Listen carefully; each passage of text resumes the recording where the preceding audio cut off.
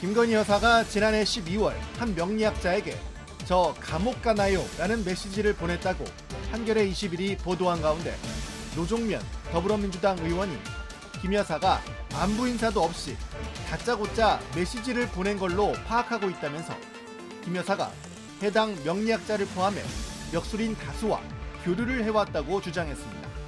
해당 명리학자 역시 한겨레 21에 공적으로 중요한 정치적 고비마다 김 여사가 의견을 물어왔다고 말했습니다. 먼저 전화를 걸거나 또는 문자를 보내서 안녕하세요, 뭐 어떻습니까? 뭐 이렇게 안부를 묻고 이게 일반적이지 않겠습니까? 네네네. 근데 기사를 보면 그런 내용들은 잘 확인이 안 돼요. 그런데 딱 6글자만 보낸 것으로 저는 파악하고 있습니다. 딱 다짜고짜. 다짜고짜? 네. 저 그리고 감옥 가나요? 이렇게 6글자?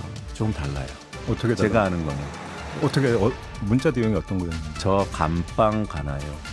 노종면 의원은 개인적으로 무속이나 역술에 기대는 건 있을 수 있다고 본다면서도 본인이 어떤 얘기를 듣고 그걸 국정하고 연결시키느냐, 이게 핵심이라고 말했습니다. 평소에 그렇게 하시면서 또 한 축에서는 국정에 개입을 해오셨어요. 이게 연결된다고 보는 거죠. 특히나 대통령 집무실 이전 문제라든가 예. 또 본인이 이제 돌아다니지 못하는 주술사라는 그런 일종의 점을 보고 점을 듣고 그것을 믿고 본인의 입지를 그렇게 규정하고 행동했다는 예. 그런 정황 증거들이 여러 군데에서 나오고 있기 때문에 그 감방 가나 저 감방 가나 이 6글자 이 자체가 아니라 거기서 그것이 상징하는 것들이 있다는 거죠. 노 의원은 김 여사가 본인 사주만 받겠나라면서 추가적인 의혹들은 시간이 지나면 사실로 확인될 수 있다고 덧붙였습니다. 김건희 여사가 이 명리학자에게 연락을 한 건 작년 12월쯤이라고 했습니다. 명품백을 받는 영상과 도이치모터스 주식을 주문하는 녹취가 공개된 직후였습니다. 중대고 나서 딱 한 번 연락 왔대. 멤버라고는 작년 12월이 그때 막 도이치모터스 했는데 자기가 쫄잖아. 교도소 갈 일이 있고 신사를 위해서 문자 딱 하나 왔더라고. 나도 놀랬지. 김 여사는 자신의 신상에 대해 걱정을 했고 류 씨는 감옥에 가진 않는다며 이렇게 조언했다고 합니다. 걱정하지 말랬어. 그래서 내가 그런 말이 근데 지금 당신은 은둔하게 된다. 은둔해야 한다고 조언을 하자 이후 김 여사는 153일 동안 공식 석상에 나서지 않았습니다. 류 씨는 김 여사가 상담을 요청했던 역술인이 자신만 있는 게 아니라고 주장을 했습니다. 나는 많이 알았는데 뭐 한두 명이 알았던 건 엄청나게 많더라고. 사실 옆에 멘트에서 가끔 오는 거야 내가 봤을 때. 나는 그 전공도 그래 봐. 다그 윤석열 그 김건희 위만을 이용해갖고 자기 속세를 챙겨놓은 거야. 사주 상담, 사인이라면 별다른 문제가 되진 않겠죠. 하지만 개인의 영역에 머물러야 할 것들이 정치의 영역을 침범하고 확인되지 않은 인물들이 국정에 개입하는 통로가 된다는 게 가장 큰 문제일 겁니다. 이런 가운데 민주당은 또다시 명태균 씨의 국정관여 정황이 담긴 음성을 공개했습니다. 네, 저희가 취재한 내용입니다. 역술인이 JTBC에 전한 바에 따르면 김건희 여사가 먼저 연락이 왔다. 자신의 신상에 대해서 궁금해해서 여러 가지 이야기를 해줬다라는 건데 본인뿐만 아니라 많은 역술인들이 연락을 받은 것을 나중에 알게 됐다. 이런 내용도 있습니다. 서영주 유준우 위원님, 이게 사실이라면 어떤 문제가 있는 겁니까? 지금까지 국정 운영이 비정상적이었다고 생각했던 이런 의문점들이 하나하나 풀릴 수 있는 실마리다. 근데 국가의 운영이 이런 명리학자나 역술인을 통해서 결정이 된다 했을 때 어떤 기분이 들까요? 예. 이게 나라인가? 라고 생각할 수 있을 것입니다. 아니 개인적으로 김건희 여사가 이런 부분에 있어서 역술인을 만나는 거 그거 누가 뭐라 하겠어요? 대통령도 대통령이 되기 전에 이런 부분 만나는 거 누가 뭐라 하겠습니까? 그럼에도 불구하고 지금 나오는 것들을 보면 본인이 지금 명품백에 대한 수수 영상이 어떤 드러나거나 주가 조작에 대한 녹취 부분이 드러나서 뭔가 찜찜할 때 그걸 판단하는 거잖아요. 그다음에 대통령 용부인 자격인데 역술인이 은둔해라 했더니 대통령 배우자로서 해야 될 일을 접어두고 153일 동안 은둔을 했다. 이거는 크게 봐서는 국정에 대한 결정을 역술인에게 맡기는 거잖아요. 예. 과연 이것만 있을까요? 저는 그런 부분에서 이거는 상당히 이 모든 국민들의 어떤 심정, 자존심을 상하게 하는 사건이다. 굉장히 좀 우려스럽고요. 설마 했던 것들이 이게 역시나로 드러났다는 점에서는 굉장히 좀 의미가 있는 기사다. 그래 보입니다. 예. 네. 지금 뭐 국가 운영이라든가 뭐 정책이라든가 이런 거에 대해서 뭐 역술에 물어보고 거기에 대해 답을 했다든가 이런 게 아니지 않습니까? 본인이 어떤 사적인 거에 관련돼서 관심된 사항을 물어본 거고요. 그다음에 막 역술인이 뭐 이제 은둔해라라고 얘기했다고 조언했다 그러는데 그거는 역술인이 텔레비 보고 신문 보면은 다 듣는 내용입니다. 본인이 특별히 알 수 있는 조언이거나 그런 비법은 아니죠. 그냥 할 수 있는 조언을 가지고 일반적으로 누구나 할 수 있는 거 한 거고요. 큰일 앞두면 누구나 사람들은 주변의 사람들 묻습니다. 뭐 종교한테 묻기도 하고요. 뭐 선배라든가 어르신한테 묻기도 하고 역술인한테 묻기도 하고요. 심지어는 챗 GPT한테 묻기도 합니다. 예. 민주당의 어느 의원은요. 이재명 대표가 유죄냐 무죄냐 그걸 챗 GPT한테 물어봤대요. 그때 무죄가 나왔다면서 그 방송에서 또 얘기를 하더라고요. 그런 식으로 묻는 거는 자유입니다. 그리고 지금 뭐 재판 중인 사람들은요. 당연히 본인 결과 어떻게 나올지 약해지지 않습니까? 마음이? 그럼 묻는 거 당연한 거고요. 공판 기일도 언제가 좋냐 물어보기도 합니다. 예. 그리고 뭐 선거에 나온 정치인들은요. 내가 이번에 낙선됐거냐 당선됐거냐 다 물어보고요. 영화나 방송인들은요. 이 프로그램이 대박 났건가 안 났건가 그것도 물어보기도 합니다. 예. 일반적인 현상이에요. 그렇게 여러 각 분야에 있는 사람들한테 자기에 대한 어떤 호기심, 자기가 열망하는 걸 물어보고 나서 최종 선택은 본인이 하는 겁니다. 그런 최종 선택을 본인이 한 거에 대해서 문제 삼을 게 뭐가 있겠습니까? 국정 운영에 관련된 것도 아니고 본인이 관심 가지고 있는 것을 주변에 여러 사람 중에서 물어본 것 하나에 불과한 건데 저는 이게 문제될 건 아니라 그래 봅니다. 예. 김성현 위원님. 네. 처벌 가능성에 대해서 물었다는 건 이 명품백 수수와 관련한 문제점이 있다고 스스로도 인식했다라고 유추해 볼 수도 있는 거 아니에요? 어느 정도 문제가 있다고는 생각을 하셨겠죠. 명품백을 받으셨는데 어떻게 문제가 없다고 생각을 했겠습니까? 다만 이제 지금 물어보신 이유는 사안의 심각성과 중대함에 대해서 본인도 뒤늦게 깨닫고 개인적으로 좀 불안해서 물어봤을 수는 있다고 생각을 합니다. 근데 문제는요. 김건희 여사가 무속을 좋아해도 너무 좀 좋아하시는 것 같습니다. 사실 김건희 여사님은 예전에 영부인 되기 전에 창업을 하셨을 때도요. 사주팔자와 관련된 스마트 앱을 만드는 창업을 하셨었어요. 그리고 논문 역시 그 문제가 되고 있는 논문 역시도 사실 이 앱에 대한 내용을 넣고 계세요. 예. 그만큼 사주팔자를 좋아하셨고 요번에도 여러분들에게 물었다고 지금 그러는 거 아닙니까? 한두 분도 아니고 또 건진법사니 천공도사니 다 이 정부 들어서 나오는 이야기들이거든요. 물론 사적인 일은 오케이입니다. 근데 권력자가 무속에 너무 기대어가지고 일을 하게 되면 이건 비합리, 비효율적인 일들이 발생합니다. 예를 들어 청와대를 용산으로 이전한 것이 만약에 무속인의 조언에 의한 것이었다라고 하면 이거는 진짜 심각한 문제가 발생을 하는 거거든요. 우리나라가 근대 국가에서 재정일치, 고조선 단군 사회로 후퇴하는 일이 될 수 있다. 굉장히 우려가 되는 지점입니다. 네. 자, 사실 이 역술인과 관련된 의혹을 처음 제기한 분이 바로 김보엽 대변인이에요. 이 방송 자리에서도 얘기해서 제가 의혹일 뿐이고 근거 있냐라고 했는데 취재를 해보니까 그 역술인 그렇게 이제 주장을 했고요. 지금 당 차원에서는 최소 중앙지검장 시절 이후에는 줄곧 역술인에게 좀 기대해서 조언을 받고 김 여사가 그 조언을 받는 것을 바탕으로 윤 대통령이 진로를 선택해왔다. 이런 주장을 하고 있단 말이에요. 그렇습니다. 그 역시도 근거가 있습니까? 예, 근거가 다 있고요. 그 내용은 조국혁신당 제보센터로 들어온 내용 중에 하나였습니다. 예. 그런데 내용이 꽤 구체적이어서 이 자리에서도 소개를 했고 또 몇몇 언론과 공유를 하면서 취재를 해보면 성과가 있을 거다. 제가 얘기를 했더니 결국 이렇게 한겨레 21도 JTBC도 꼭지를 딴 거죠. 우리들 하는 얘기로 하면. 저희는 무속 정치다라고 봅니다. 김건희 씨가 사적인 일만 그냥 얘기한 게 아니라 김건희 씨는 앞 못 보는 장님 어깨 위에 올라탄 주술사 역할을 했다. 즉 윤석열 대통령한테 영향을 끼치는 혹은 그거보다 더 의사결정권자라는 정황이 여러 군데에서 드러납니다. 예를 들어서 아까 사적인 걸 물어봤는데 뭐가 문제냐라고 말씀하셨지만 이 류모 씨한테 물어본 내용 중에는 이준석 당시 대표하고 갈등이 있는데 예. 이 문제는 어떻게 해야 됩니까라고 당무에 대한 걸 물어보기도 합니다. 청와대 이전도 그런 관련이 있을 수 있고요. 그래서 이렇게 물어보다 보면 중독이 되는 거죠. 그래서 역술과 무속에 근거를 해서 국정 운영을 하는 거 아니냐. 이준석 대표도 공천 관련해서 뭔가 문제가 있을 때 포항시장 김정재 당시 경북도당 위원장이었나요?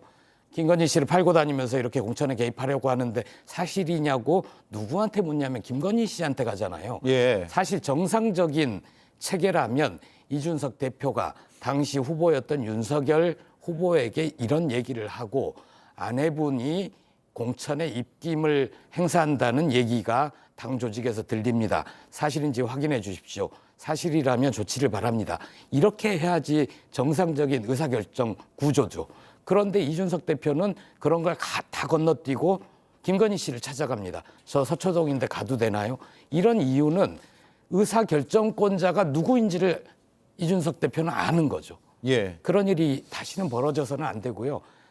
제가 깜빡 가나요? 이 물음이 저희한테 제보가 왔을 때는 최근에 이런 걸 문자로 물었다라고 했는데 류모 씨는 최근이 아니라 작년 연말이라고 답을 했어요. 저는 최근일 수도 있다고 봅니다. 다른 역술인에게는 최근에 또 물어봤을 수 있다고 보는데 몹시 불안하고 초조할 텐데 지은 죄가 많으면 그렇습니다. 다 털어놓고 내려놓으면 마음이 평안해집니다. 네, 자 한겨레 20일 보도 내용을 보면 국민의힘 내부에서도 물론 익명으로 처리했습니다. 국민의힘 출신 의원이라고요. 역술 의존을 알고 있었다는 내용이 나오고 실제 대선 때부터 당내에서도 이런 우려가 제기됐다라는 취지에 그런데 당선된 뒤에도 그러리라고는 생각을 못했다. 굉장히 큰 리스크다라고 저렇게 전언이 담겨 있습니다. 당내에서 저런 정서들이 있나요? 아니 저는 이번에 이 얘기를 들으면서 처음 들었거든요. 예. 처음 들었는데 아마도 이제 이거 취재라는 기자가 아무래도 이제 여러 의원들한테 연락을 한 것 같아요. 우리 국민의힘 의원 쪽에 연락을 해가지고 좀 기사에 호응을 해주는 인터뷰를 받아서 기사에 반영된 게 아닌가 싶고 이거는 사실 확인을 해준 것보다는 본인이 쓴 기사가 야마가 있는 거니까 그러니까 취재의 어떤 그 헤드라인이 있는 거니까 예. 거기에 맞춰서 호응해주는 인터뷰를 해준 걸 저는 보인다 이렇게 기사 좀 방향에 맞는 그렇죠. 코멘트를 해준 것으로 보인다. 예, 그렇게 보이고요. 또 하나 말씀드리면 제가 어느 의원인지 모르겠지만 이 말씀한 의원이 저렇게 지금 좀 확인되지 않은 거를 저렇게 말한 걸로 봐서는 상당히 대통령실과 아마 갈등 관계에 있는 그룹 쪽에 있는 한 의원이 얘기를 한 게 아닌가 그런 생각이 됩니다. 네. 자, 오늘 민주당이 추가로 공개한 녹취 파일 속에서 명태균 씨도 이 역술인 명리학자 류 씨와 비슷한 주장을 하는데요. 주로 김 여사가 먼저 연락을 해왔다. 어떻게 해야 되느냐고 물었다. 자문해줬다. 이런 내용입니다. 일단 녹취를 들어보겠습니다. 내가 이게 텔레그램 이렇게 서로 주고받고 이런 거 별로 없어요. 자기가 다 보내잖아. 그거 어떻게 해야 돼요? 어떻게 해야 돼요? 어떻게 해야 해결되나요? 그러니까 내하고 한번 잘 지내지. 내한테 한약사 대통령 되기 어른데 정권교체 장난 아니네. 술 먹으면 말 많고 양박사 우리 마누라하고 장모한테 전화하지 마.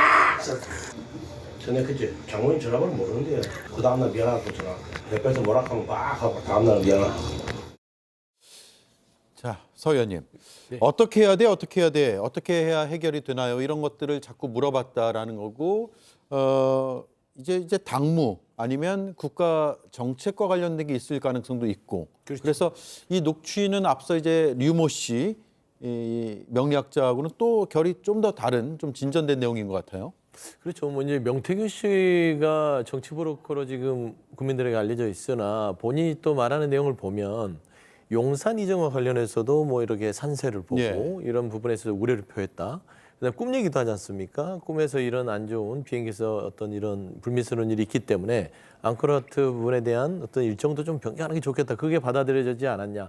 그러니까 여러 가지의 파편들을 모아놓고 보면 김건희 여사 자체가 과학적 근거를 통해서 판단하는 게 아니라 결정적 근거를 할 때는 결정을 할 때는 뭔가 이런 뭐 주술이라고 해야 되나요? 이 명령을 주술이라고 하기는 그렇으나 좀 어떤 그 과학적이지 않은 부분을 통해서 결정을 했다는 것이 좀 우리가 의심을 할 수 있는 것이에요. 예. 근데 참 이 국민들이 이런 내용을 계속 들여다보면서 없는 얘기가 아니잖아요. 지금 그 뉴모 명리학자도 이거를 없는 얘기를 하겠습니까? 꽤 당시에 그 김건희 여사가 얘기를 했을 때는 윤석열 대통령이 윤석열 검찰총장이 대통령이 될 분이다라고 애언을 했고 그런 부분을 맞췄기 때문에 먼저 만나자고 김건희 여사가 얘기한 거 아니에요. 예. 보통 점이나 이런 데 빠지는 거는 뭔가를 하나 맞췄을 때예요.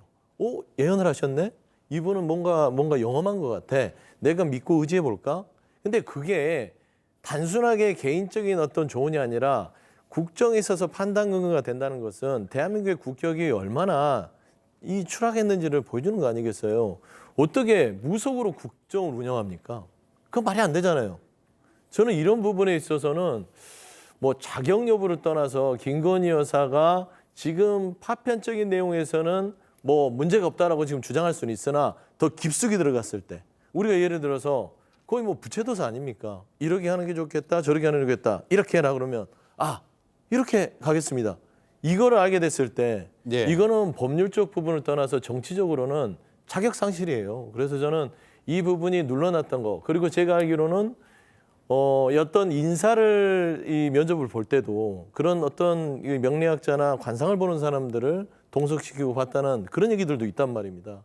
이제 그런 것까지 드러나면 국정의 무속인들을 데려와서 활용했다. 저는 이 부분은 법적 책임까지도 물 수 있다. 그래 보입니다. 네, 이준 의원님. 일단 민주당에서 공개한 녹취에 대한 국민의힘 입장을 듣고 싶고요. 또 두 번째는 어느 정도 신빙성이 있을까요? 그러니까 대통령이 지금 술버릇까지 약간 성대모사처럼 이렇게 모사하면서 흉내를 내는데 신빙성 여부까지 말씀해 주시죠. 네, 지금 뭐 국정 운영이 뭐 주술의 영향을 받아서 된다고 이제 단정적으로 말씀하시는데 그건 전혀 아닙니다. 그렇게 되려 그러면요.